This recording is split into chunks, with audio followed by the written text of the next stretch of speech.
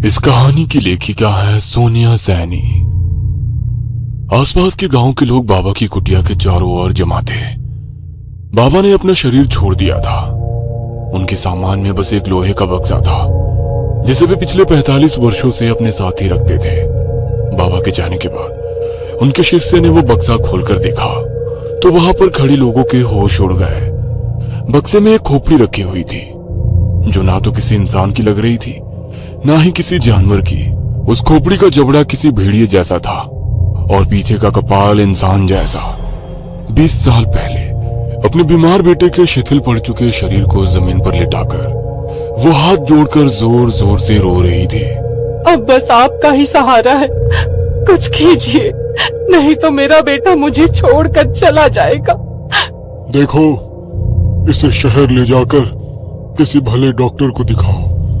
यहाँ जंगलों में भटकने से ये ठीक नहीं होगा।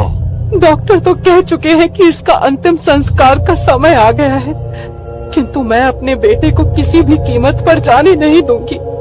आप चाहे जो ले लो, लेकिन मेरे बेटे को बचा लो बाबा।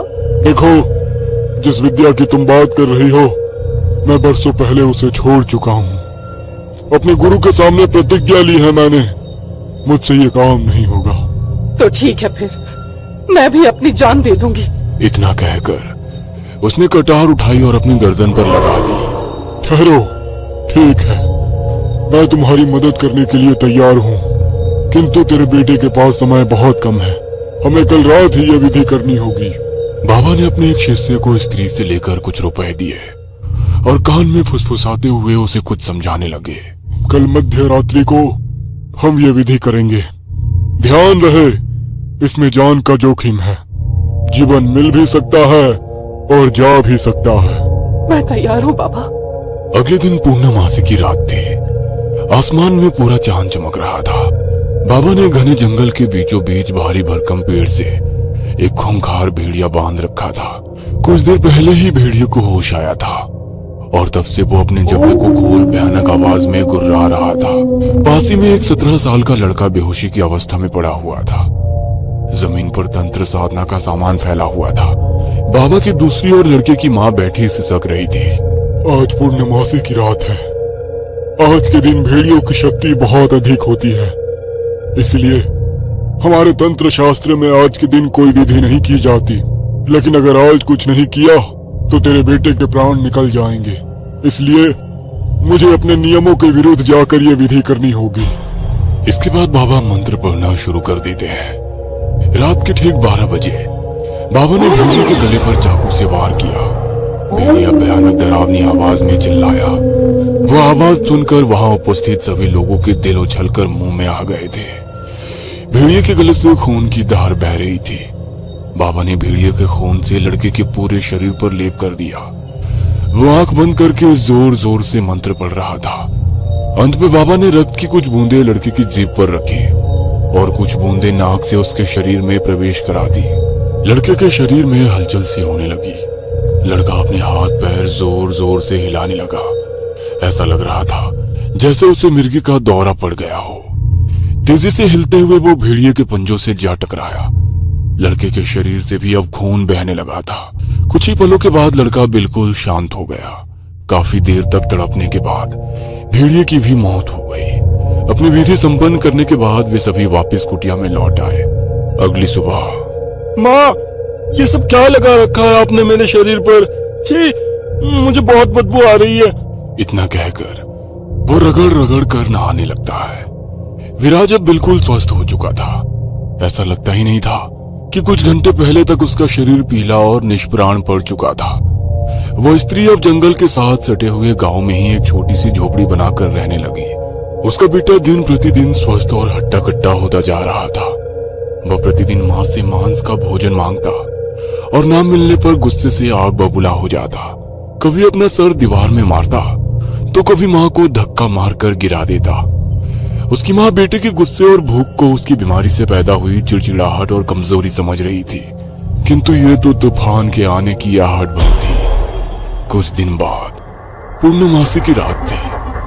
वो औरत अपनी झोपड़ी में अपने बेटे के साथ सो रही थी। अचानक ही आधी रात गए कुछ अजीबोगरीब आवाज सुनकर उस महिला की आंख खुल गई। विराज दर्द से कराह रहा था। देखते ही देखते वह दर्द से छटपटाने लगा और चीखते हुए दीवारों में सर मारने लगा। उसका सारा शरीर अकड़ा हुआ था। हाथ पैर लगता था किसी ने मरोड़ दिए हो। कुछ ही देर में विराज का शरीर एक भेड़िए में बदलने लगा। विराज एक वहशी दरिंदे की तरह दिल भेदने वाली आवाज में चिल्ला रहा था। जब विराज पूरी तरह से एक नर भेड़िए में बदल गया तो उसने खिड़की से बाहर की ओर एक छलांग लगा दी। हे भगवान, ये क्या हो गया मेरे बेटे को? मुझे अभी भी अपनी आंखों पर भरोसा नहीं हो रहा है। अगर मैंने किसी को भी ये बात बताई तो वे लोग मेरे बेटे को मार डालेंगे। अब मैं क्या करूं? विराज को जोरों की भूख लगी थी। मांस की गंध सूंघते हुए वो कुछ दूरी पर घर के बाहर सो रहे कुत्ते पर झपट पड़ा। विराज ने अपने बड़े बड़े नाखूनों से कुत्ते के शरीर के टुकड़े टुकड़े कर दिए और बड़े शौक से उसे चबा चबा कर खाने लगा। कुछ देर बाद वो चबा हुआ मांस अपने मुंह में दबाकर अपने घर लौट आया। अगली सुबह विराज के पूरे घर से मांस की दुर्गंध आ रही थी। घर के आंगन से लेकर कमरे तक हर तरफ खून और मांस के टुकड़े बिखरे हुए थे, जिन पर असंख्य मक्खियां भिनभिना रही थी। विमला, ये कैसी गंदी बदबू आ रही है तेरे घर से। लगता है बिल्ली ने कोई खरगोश मार दिया है। मैं सफाई कर देती हूँ। अगला एक महीना शांति से बीत गया। विमला मन ही मन बहुत खुश थी। उसे लग रहा था शायद उसका बेटा ठीक हो गया, किंतु ये तूफान से पहले की शांति थी। आज फिर पूर्णमासी की रात थी। आधी रात को ठीक 12 बजे विराज दर्द से छटपटाने लगा।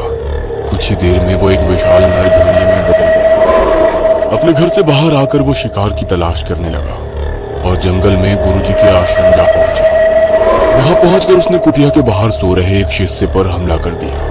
भेड़िए ने अपने तलवार से भी ज्यादा तेज बच्चों से एक ही बार में उसका सीना चीर दिया। शिष्य के सीने से खून बहकर जमीन पर फैल गया। बहते खून को देखकर वह जमीन पर लेटकर उसे दरिंदे की तरह चाटने लगा।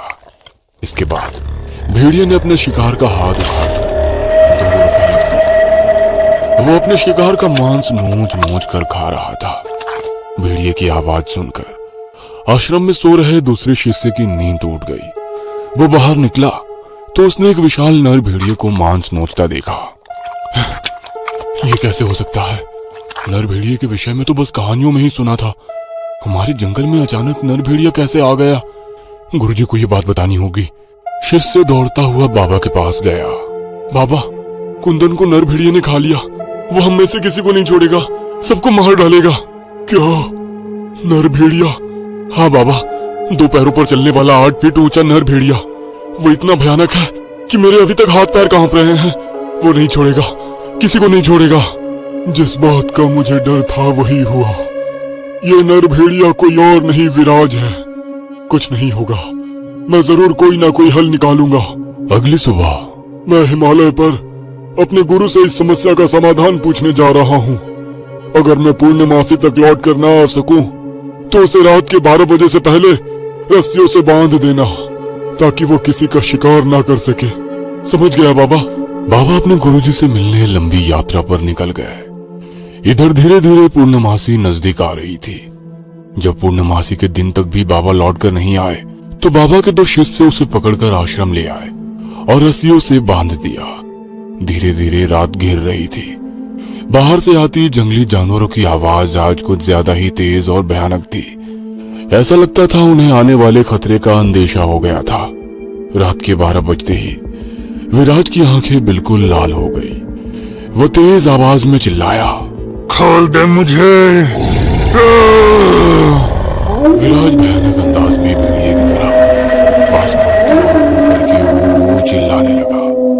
उसके नाखून काले और चाकू की तरह लंबे और नुकीले हो गए थे। उसके शरीर पर बड़े बड़े बाल आने लगे। मुंह भी भयानक रूप में बदलने लगा। एक झटके में उसने अपने शरीर पर बंधी रस्सियों को झटक कर खोल दिया। आंखों में दरिंदगी भरकर वो एक शिष्य की विराज की भयंकर मुंह के सामने शिष्य की चीखें घूट कर रह गई थी। अपने धारदार नाखूनों से उसने शिष्य के शरीर के टुकड़े टुकड़े कर दिए। अपने बड़े भयानक जबड़े से उसने उस पर चिपर चिपर करते हुए मांस खाना शुरू कर दिया। विराज के जबड़े से खून टपक रहा था और शरीर खून से लथपथ हो गया था। विराज ने गर्दन घुमाकर दूसरे शिष्य की ओर देखा। यह विभत्स्य दृश्य देखकर वह जड़ होकर एक कोने में खड़ा हुआ था। विराज ने दूसरे शिष्य की ओर छलांग लगाई। तभी शिष्य ने अपनी कमर में छिपाया हुआ चाकू बाहर निकाल लिया। शिष्य विराज पर चाकू से हमला करने ही वाला था कि तभी उसकी मां विमला बीच में आ गई और उसने शिष्य को दूर धक्का दे दिया। चाहे जो हो जाए, मैं अपने बेटे को नहीं मारने दूंगी। इससे पहले कि विमला संभल पाती, विराज ने विमला पर भी हमला कर दिया। विराज के एक जोरदार पंजे के हमले से विमला दूर जा गिरी। उसका सर एक भारी पत्थर से टकराया और उसी पल उसकी मौत हो गई। विराज के ऊपर आज खून सवार था। हर शिकार के बाद उसकी हैवानियत बढ़ती ही जा रही थी। अपनी मां को मारने के बाद वो फिर से शिष्य की ओर बढ़ा। इससे पहले कि वो उसको भी नोच कर खा जाता, पीछे से बाबा ने आकर एक अभिमंत्रित तलवार से उसके ऊपर वार कर दिया। भेड़िए के शरीर से खून बहने लगा। शिष्य को छोड़कर गुर्राते हुए वो बाबा की ओर झपट पड़ा। सही समय पर बाबा अपनी जगह से हट गए, लेकिन तब भी भेड़िए का नुकीला पंजा उनके पैरों में धस गया था।